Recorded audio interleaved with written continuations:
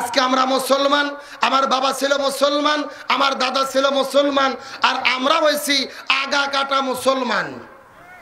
জোরে বলেন কি কাটা? ভালো করে বুঝবেন, আমাদের মুসলমান হয়তো তার কষ্ট করতে হয় নাই।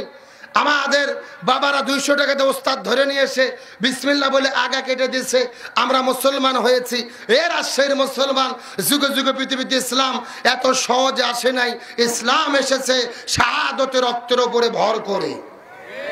আমার নবীজি দ্বীনের দাওয়াত দিতে যখন বিপদের মধ্যে পড়েছে, তখন আল্লাহ তাআলা সাহাবীদেরকে সান্ত্বনা দেওয়ার জন্য এই সূরা আনকাবুত নাজিল করেছে।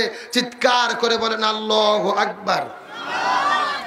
বিশ্বনবী কারীম সাল্লাল্লাহু আলাইহি ওয়াসাল্লাম সর্বপ্রথম যখন দ্বীনের দাওয়াত দেওয়া শুরু করলেন, সাহাবীরা কালেমা পড়ে পড়ে মুসলমান হওয়া শুরু করলেন। কিন্তু সাহাবীরা মুসলমান হওয়ার পরে বড় বিপদের মধ্যে পড়েছে। সন্তান ইসলাম ধর্ম গ্রহণ করার কারণে বাবা সন্তানকে ত্যায্য পুত্র করে বাড়ি থেকে বের করে দিয়েছে। ছোট ভাই ইসলাম ধর্ম গ্রহণ করার কারণে বড় ভাই ছোট ভাইকে গলা ধাক্কা দিয়ে বাড়ি থেকে বের করে দিয়েছে। কেউ বা ঘর হারা, কেউ বা বাড়ি হারা, কারু বা পেটের মধ্যে কোনো খাবার নাই। এমন সময় আল্লাহ তাআলা সাহাবীদেরকে সান্ত্বনা দেওয়ার জন্য এই সূরা আনকাবুতটা নাজিল করেছে। চিৎকার করে বলেন তো দেখি মারহাবা। আল্লাহ তাআলা সূরার মধ্যে সর্বপ্রথম ডাক দিয়ে বললেন আলিফ লাম মিম। এইগুলো হলো হরফে মুকাত্তাত, যার অর্থ একমাত্র আল্লাহ তাআলা ভালো জানে, আর দুনিয়ার কেউ জানে। আরো জোরে বলেন জানে। আল্লাহ তাআলা সর্বপ্রথম হরফে মুকাত্তাত দিয়ে শুরু করলেন।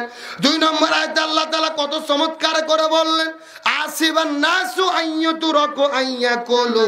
মানুষেরা কি মনে করেছে ঈমান এনেছি, এই কথা বললেই আমি তাদেরকে ছেড়ে দেব, অথচ আমি আল্লাহ তাদেরকে ঈমানের পরীক্ষা গ্রহণ করব না।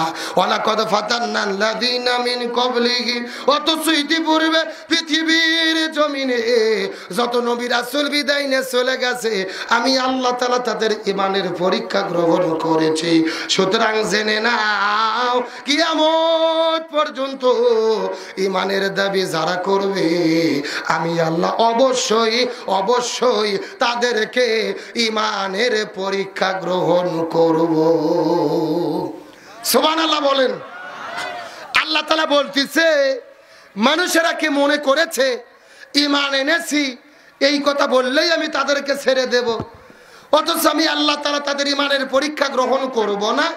ওয়ালাকাদ ফাতান্নাল্লাযীনা মিন ক্বাবলিহিম। অথচ ইতিপূর্বে যত নবী রাসূল বিদায় নিয়ে চলে গেছে, আমি আল্লাহ তাআলা তাদের ঈমানের পরীক্ষা গ্রহণ করেছি। সুতরাং জেনে নাও কিয়ামত পর্যন্ত ঈমানের দাবি যারা করবে, আমি আল্লাহ অবশ্যই তাদেরকে ঈমানের পরীক্ষা গ্রহণ করব। শুধু করব না, করবই। জোরে বলেন কর। সুতরাং আজকের আলোচনার সাবজেক্ট হলো পরীক্ষা। জোরে বলেন আলোচনার সাবজেক্ট কি?